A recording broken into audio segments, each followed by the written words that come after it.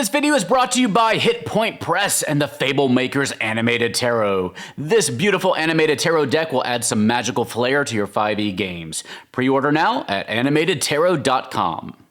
And by our very own Kobold plushie Kickstarter launching on April 12th. Help us to unlock all 6 kobolds with interchangeable accessories. Sign up now at koboldplush.com. Hello and welcome to The Gallant Goblin. The next big adventure for D&D is here, and it's in partnership with Critical Role, the biggest actual play series ever. Now a major TV show on Amazon Prime, and very probably one of the driving forces behind the success of 5th edition. This is Critical Role Call of the Netherdeep, a level 3 to 12 adventure by Wizards of the Coast, and many thanks to them for sending us a copy to review. In this video, I'm going to tell you what's included in the book and give you my take on the quality of the adventure, plus some GM tips. We'll start off non-spoilery, and I'll give you a warning before we get to information that you may not want to know if you're planning to be a player in this adventure. The cover of the book is consistent with the D&D style and features the same Critical Role logo in the upper left and the black strip at the bottom, indicating that it's a partnership book that the Explorer's Guide to Wildemount did. There is no special edition or alternate cover for this book, though. And here's the table of contents to get a sense of the overall book. And let me say, not every book features a good table of contents, so I appreciate one this comprehensive. Now, this is very much an adventure book. If you want a Critical Role setting guide, you can pick up the Tal'Dorei Campaign Setting Reborn and the Explorer's Guide to Wildemount. We'll be reviewing the Beadle and Grimm special edition of the Tal'Dorei setting book soon, but this adventure takes place in Wildemount and the city of Ank'Harel in Marquet. Now, all you need to run this adventure is the adventure itself, the player's handbook, the Dungeon Master's Guide, and the Monster Manual. The Explorer's Guide to Wildemount is not required, but having it can help a lot. The adventure in this book begins at level 3. You can start your characters there, or you can run the adventure Unwelcome Spirits from the Explorer's Guide to Wildemount, which can then flow into this story. Both that adventure and the first part of Netherdeep take place in Xhorhas. Also, the Wildemount book offers several playable race options specific to Wildemount that would be appropriate for the setting of this adventure, and it gives you some methods of helping players build a backstory for their characters specific to the Wildemount setting, which is particularly important if your players haven't watched much Critical Role, specifically Campaign 2, or if they're like me and it's been a while. Now let's start with a high-level overview of the story concept. The adventuring party will begin at a festival, not unlike the start to Wild Beyond the Witchlight, in which they'll be able to explore the setting, settle into their characters, get to know each other, and just have a good, low-pressure start to the campaign. Pretty soon, though, they'll learn about this ancient hero from the era of the Calamity, a mortal who was chosen by the gods to be their champion. But it seems that he was eventually imprisoned and forgotten. But he managed to reach out to the heroes for help, and so begins the quest. Without going into plot details just yet, there are quite a few things that make this adventure unique. One of the key components of this adventure is that the players are not the only adventuring party going on this quest. There is a rival band of 5 or so adventurers who will basically be running the campaign in parallel to the players. They aren't evil or antagonistic, but they each have their own agendas and they will serve as rivals to the players. There is an added bit of work here for the GM, but these rivals can be a great tool to up the tension in certain parts of the story, and they can be used to spur along the action when necessary. This rival band of adventurers can be set up as allies or foils of the party, and they will each individually have a relationship with the PCs, so it's possible that some of the rivals will get on better with the PCs than others. And it's really up to the game master on how they want to utilize these characters. Okay, now we're going to get into some light spoilers. Now, I recently chatted with one of the co-authors of this adventure, Miss Sadie Lowry, in a video that we should be having on the channel here very soon. In that conversation, we talked about the possibility of running this adventure with 2 different groups of players simultaneously. If you happen to be lucky enough to have 8 to 10 players who want to play consistently, you can have a second group run the rival band of adventurers without having to alter the adventure too much yourself. You will have to tell the rival faction players that some of their story will be determined by the actions of the main party, but I think it's something that's manageable and could be a really unique and fun experience for everyone involved. Partway through the adventure, the main plot forks into 3 different branches as the PCs join one of 3 factions in the city of Ank'Harel. According to the text, the rivals join another of the factions. It might be more work on your end, but you would not be breaking continuity if you wanted to run both the PC group and the rival group through their respective faction missions in their own gaming sessions. Every now and again, they will cross paths, so you're probably going to need a pretty big gaming table for those sessions, and you have to hope they don't murder each other too badly, too. Now, of course, most of us don't have that many friends who can make it over to our house consistently, but I think you could make this work with the right group of players as long as you set those expectations early that the rivals are secondary to the main group, and they may have their options a bit more limited than in your typical D&D game. Either way, the rivals should make this adventure pretty interesting to run, though you do need to be careful not to let them get killed too early on if you can help it. And it might be a challenge for a GM to run and roleplay up to 5 additional NPCs throughout the course of this game, though the book does an admirable job of helping you keep track of the characters' development and their motivations in each chapter. Now I'm going to get into more heavy spoiler territory from here, so if you just want to hear my final impressions of this adventure and how it compares to recent adventures like Wild Beyond the Witchlight and Strixhaven, then use a segmented timeline below me to skip to my final thoughts. Otherwise, consider this your spoiler warning. This adventure in some ways harkens back to some of the other recent D&D adventures. The overall story revolves around an ancient hero chosen by the prime deities as their champion back during the Calamity, when the gods waged war against a rival divine faction known as the Betrayer Gods. This mortal champion, Elixion, was born under the inauspicious signs, namely under the full light of the vermilion moon known as Ruidus, a moon seen as containing dark power. The circumstances of his birth marked him as cursed, so everyone viewed him with that suspicion, and that perception shaped much of his early life. He sought to overcome this undeserved reputation and become a great champion, and indeed he did. In the Calamity, he accomplished many great deeds, far beyond what would be capable of him alone, because he sought and received the blessing of 3 deities, the Moonweaver, the Changebringer, and the Archheart. He became so infused with divine power that he was halfway to godhood himself, earning the title Apotheon. But his fate caught up to him as he attempted to stop the betrayer god Grumps the Ruiner from destroying the continent of Marquet and the idyllic city of Kalmoro, a utopian haven of elves and orcs protected by the power of the Archheart. He was able to save the continent of Marquet, but in the process, Kalmoro was sunk, and Elixion himself was trapped in a realm known as the Netherdeep, formed by the fusion of the dark powers of Ruidus and the divine waters of the city.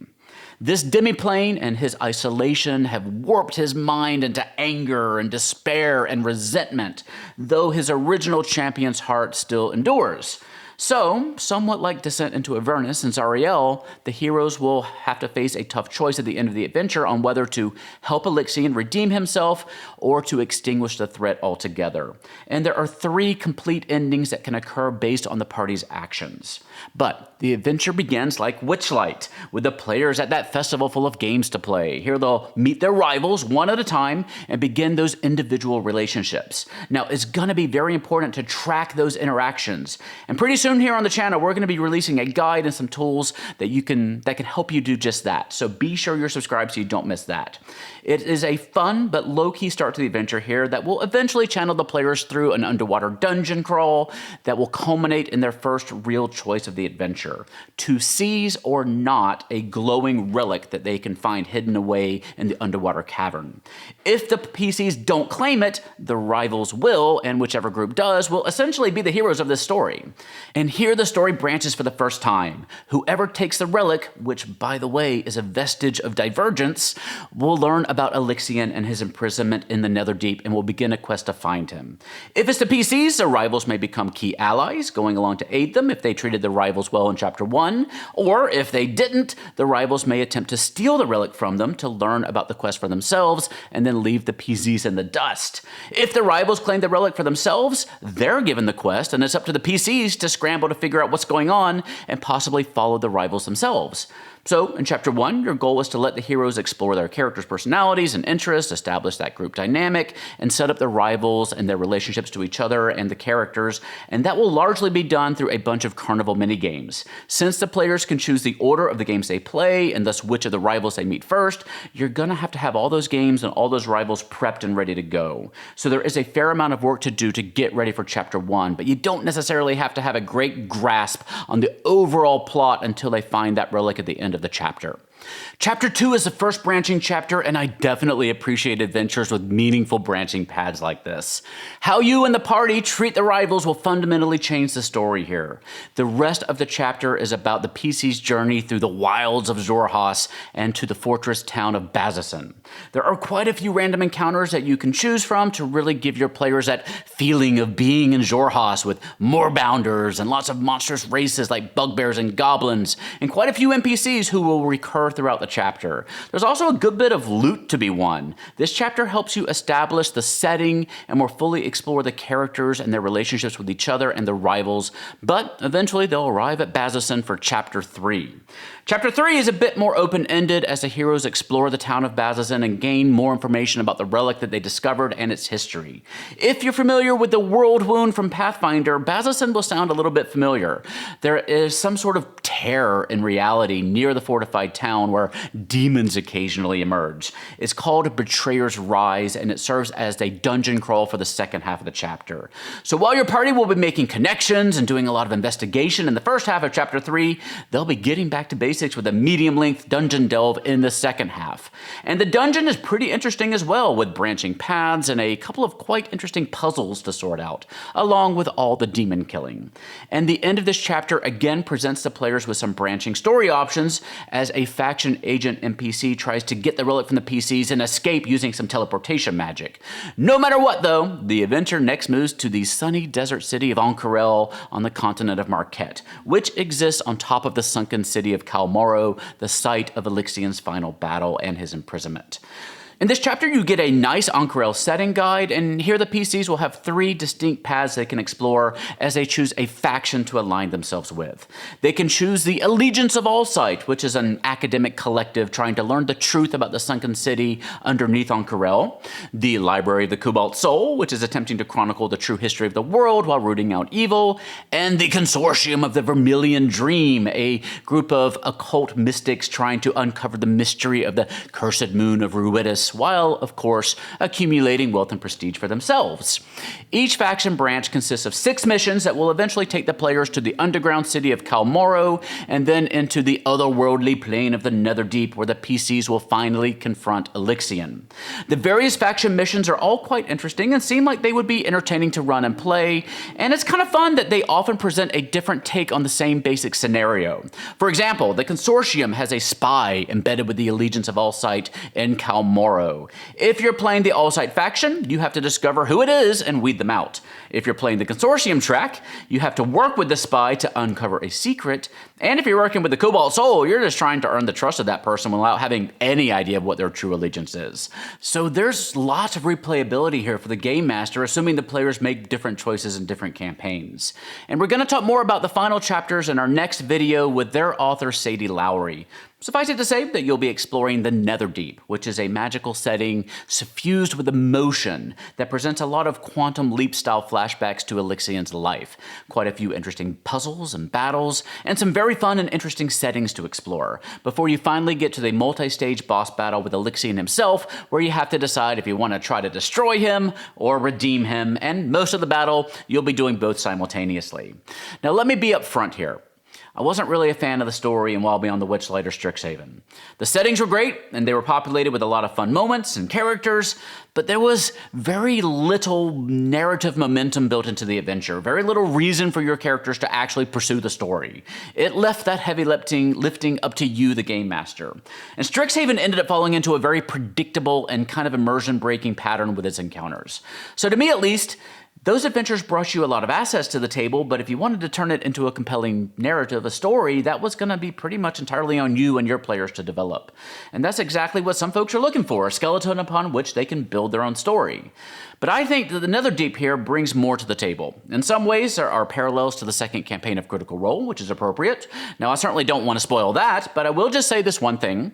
In both of these adventures, the PCs come into possession of a very powerful and mysterious item while they're still low-level characters. And that item drives much of the mystery and story. Here, the PCs get an actual vestige of Divergence, which is a powerful relic from the Calamity that can gain some incredible powers once the PCs awaken it and kind of level it up.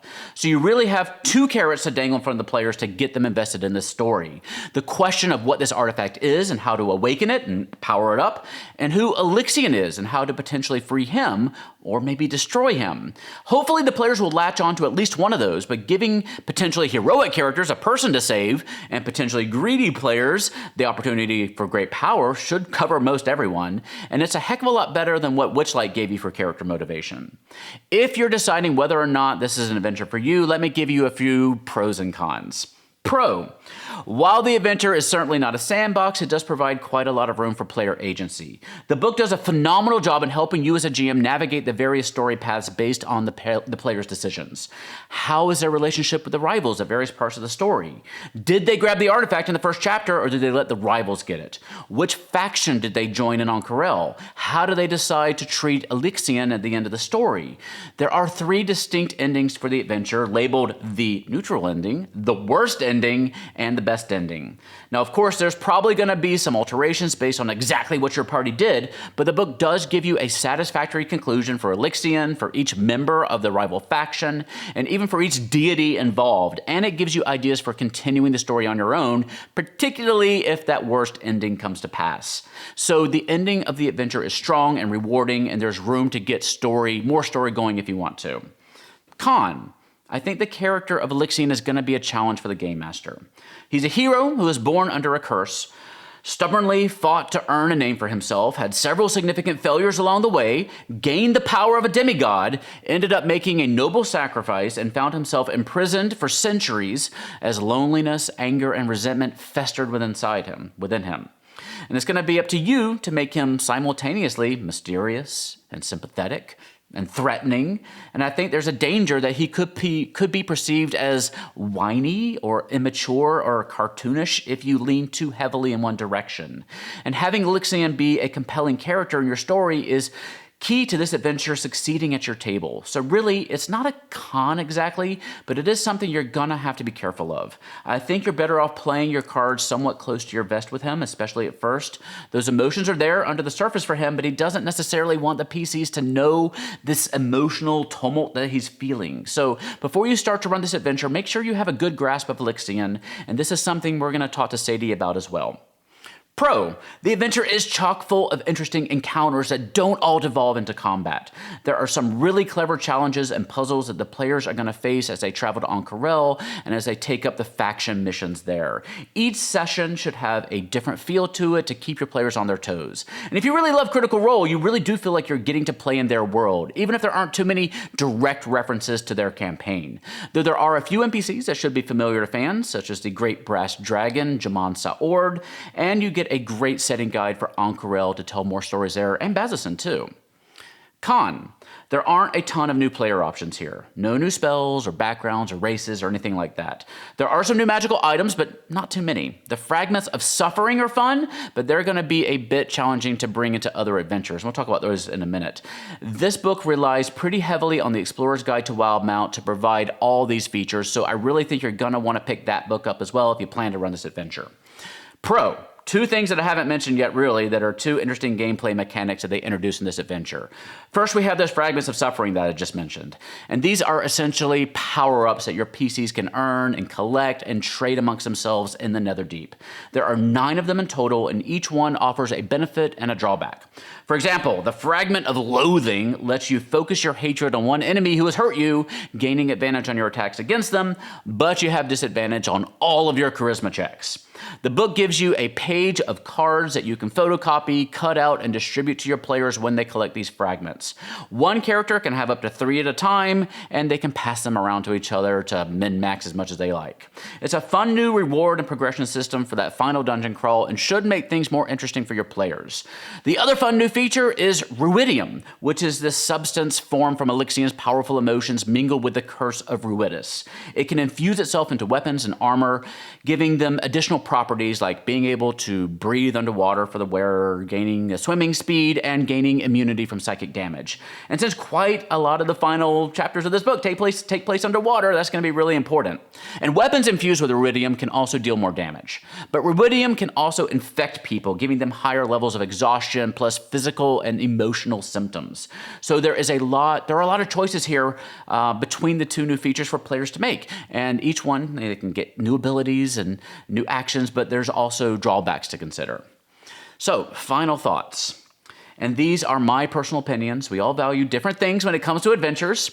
I think this is the best adventure we've gotten since at least Rime of the Frost Maiden. This is a very character-driven story with lots of player agency and very well-supported branching paths. Like pretty much all adventures, the branches eventually converge back together, but I think it'll be very satisfying for your players because the choices they make aren't illusions. They very much matter to the characters in the story, like Elixion, like the faction agents and the rivals. The endings to the stories vary pretty greatly, and all of this also means that as a game master, you may enjoy running this adventure multiple times. Now, the branches also mean that this adventure will end up being a little shorter than some other campaigns, I bet, which I'm fine with personally. I don't understand how all of you are able to run these super long campaigns with everyone's schedules the way they are these days. Now, the Netherdeep adventure brings new things to the table too, like the rivals, the power-ups I mentioned, and the nature of the final leg of your journey, so I think your players will find themselves surprised and experiencing things they'd maybe never tried in D&D games before, and I personally think that's something I'm always looking for in an adventure. But I do think this adventure is going to be tricky for the game master. This is not a starter campaign. The GM needs to run all 5 of the rival NPCs, unless you go with my idea of bringing in other players to portray them, and you have to run a very complex and emotional character in Elixir, and your portrayal is in many ways going to make or break this campaign.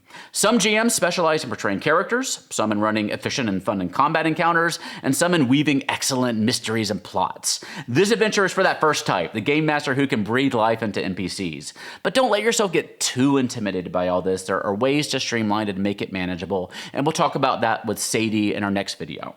And of course, this adventure takes place in a different setting than you and your players may be familiar with. It's fantastic if everyone has watched campaigns 2 and 3 of Critical Role, but if not, you may lose a bit of the appeal and you may have to do extra work to introduce this new setting to your players. This is a strong campaign. Strixhaven and Well Beyond the Witchlight really put a lot of weight on the game master to come up with a compelling plot to drive the action, and you don't have to do that with this adventure. This one seems pretty runnable right out of the box. Lots of great moments, twists and turns, everything you might want in an adventure. Be sure you're subscribed to the channel here to see our interview with Sadie tomorrow. Call of the Netherdeep is available on March 15th for an MSRP of $49.95 at your D&D retailer of choice. It's also available on D&D Beyond for $29.99 and on Roll20 for $29.99. Though that price may go up after the pre-order period ends. If you have any questions, just let me know in the comments section down below. If you're looking for a fun way to liven up your 5e games though, check out the Fablemaker's animated tarot deck from our friends at Hit Point Press. Combine this beautiful new deck with the Fablemaker's tarot guidebook to enhance your games in many unexpected ways. The guidebook will teach you all about using tarot in your real life, but also how to use these gorgeous cards to inspire your RPG creativity, from creating NPC backstories on the fly to enhancing your PC's motivations and history, and more. With all the characters in Call of the Netherdeep, this could be a great way to develop them. The deck comes with 78 fully animated cards with 8 frames of lenticular looping animation each, and the illustrated guidebook is 280 pages long to help you get the most out of your new deck, whether you're using it for personal readings or to spark your creativity in your RPGs, or both. Pre-order the Tarot Guidebook, deck, or box set today and get a free PDF of the Fablemaker's Tarot deck and guidebook with your order. Shape your story today at animatedtarot.com. Also, our Kobold plushie Kickstarter is launching on April 12th, 2022. We need your help to unlock all 6 of these Kobold plushies. This is our very first Kickstarter, and we are super proud of our little plushies. I know I'm biased, but I think these are some of the best plushies out there. They are 10 inches tall, super soft, and they have interchangeable little accessories and clothing options so you can mix and match to get the exact little Kobold adventuring party that you want. And who knows, if our project takes off, we may be able to make even more accessories like weapons and armor, magic items, musical instruments, ranger pets, the works. But to do that, we need your help. Go visit koboldplush.com to sign up to be notified when we launch on April 12th. The first 48 hours are the most important, and we can't do it without you. That's koboldplush.com. And thank you for watching today. Subscribing to the channel and liking our videos helps us out a lot. And come join our Discord server to chat about all the latest news, rumors, and happenings. You can also find us on Twitter, Facebook, and Instagram. Until next time, stay safe, have fun, love each other, and I'll see you next time at the Gallant Goblin.